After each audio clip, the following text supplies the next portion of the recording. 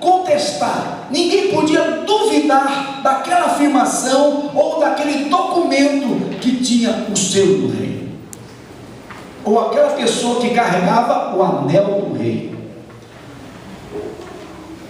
Tanto que você vê que para suceder Davi, eles puseram a roupa do rei e pegaram o cavalo do rei. Quem montasse o cavalo do rei e andasse com a roupa do rei era visto em Israel como o sucessor do rei.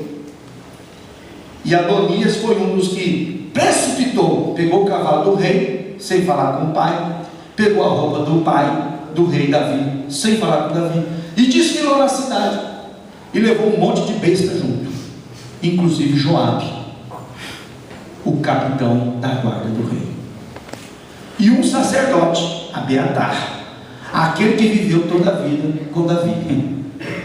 Aqueles que andaram toda a vida com Davi, Joabe e Abiatar. Fala para o seu nome, Joabe e Abiatar.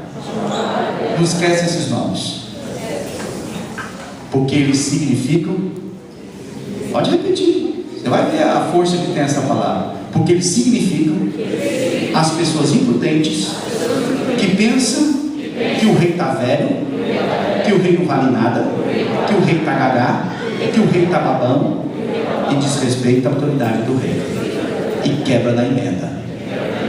Está velho, mas é rei. Está na cama, mas é rei. Está doente, mas é rei. Está entendendo? O erro de Joabe e Abiatar foi achar que o rei já era. Não já era, não. Enquanto o cara estiver balbuciando, não é? Tanto que Betseba foi lá com Salomão, o outro sacerdote, Zadok, se eu não me engano, e Benaia, e perguntaram para o rei: qual é o teu escolhido? E o rei falou: é Salomão. Aí a casa de Adonias caiu e foi todo mundo junto. Então você tem o selo do rei, você tem a autoridade do rei, você tem a bênção do rei na tua vida. Fala para o seu irmão: então cuida do selo do rei que está com você. Não perca o selo. Entendeu, irmão? O que significa aqui?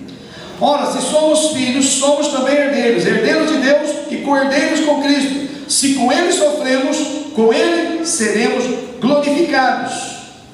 Então Deus fez uma aliança de ser o nosso Pai, e nós aceitamos a aliança de ser filho de Deus. Olha, se somos filhos, somos herdeiros, porque a herança é para os filhos.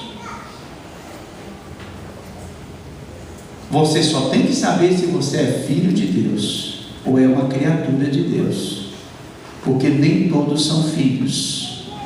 Ninguém nasce filho. Aliás, todos nós nascemos criaturas, porque todos nós nascemos em pecado, de uma natureza pecaminosa. Para ser filho de Deus, é preciso querer ser filho de Deus. É preciso aceitar a aliança que Deus fez conosco por meio de Cristo, na pessoa de Cristo. É João 1:11-12. Veio para o que eram seus, mas os seus não receberam.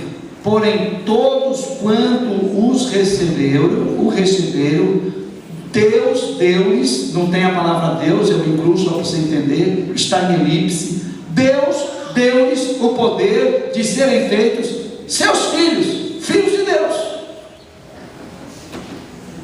Todos quantos o receberam. Se você recebeu o Espírito de Cristo, que é o Espírito Santo, você foi transformado em filho de Deus.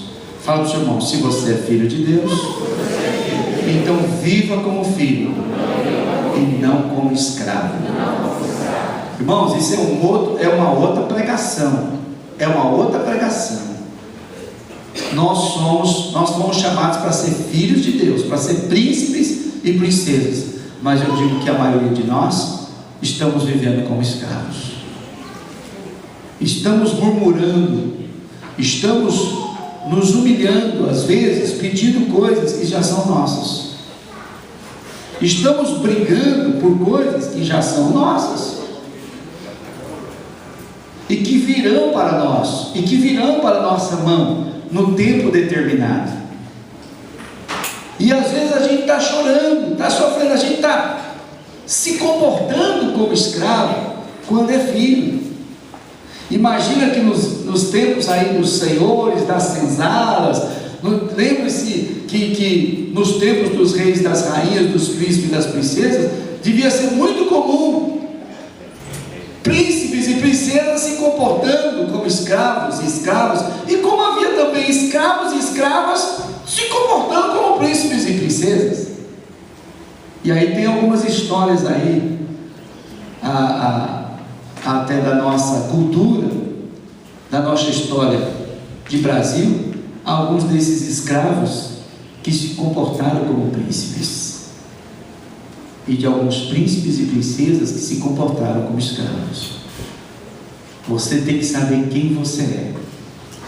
Se você souber quem você é, você vai saber como se comportar.